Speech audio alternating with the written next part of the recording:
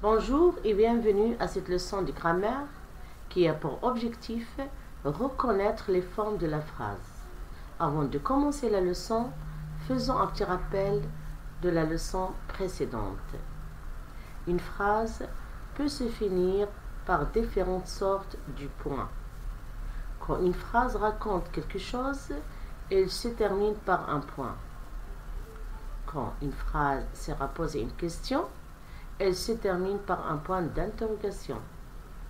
Quand une phrase exprime une surprise ou de la colère, elle se termine par un point d'exclamation.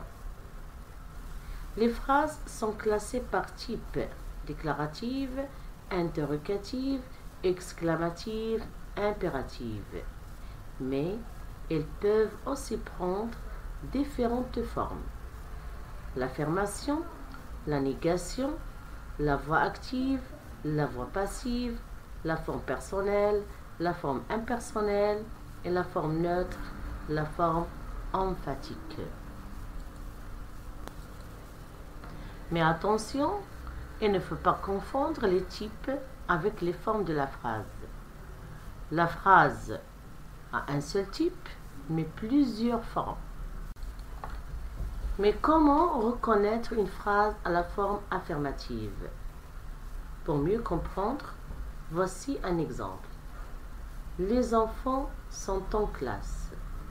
En se référant à l'image et posant la question suivante, les enfants sont en classe?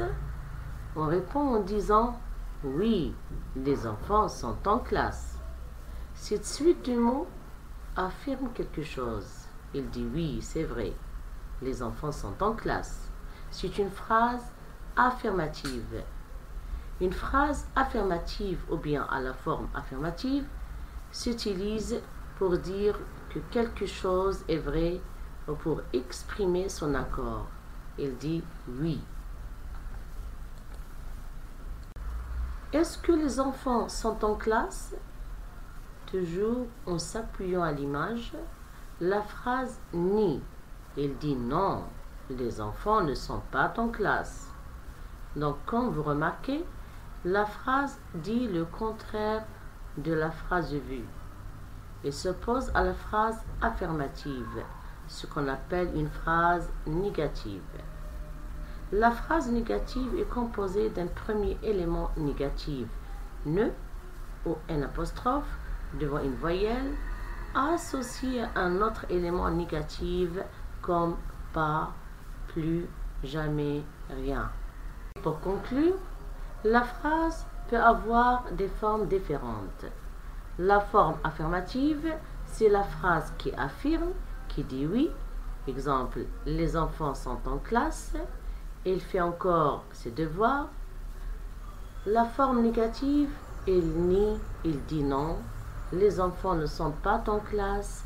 Il ne fait plus ses devoirs. C'est la fin de notre leçon.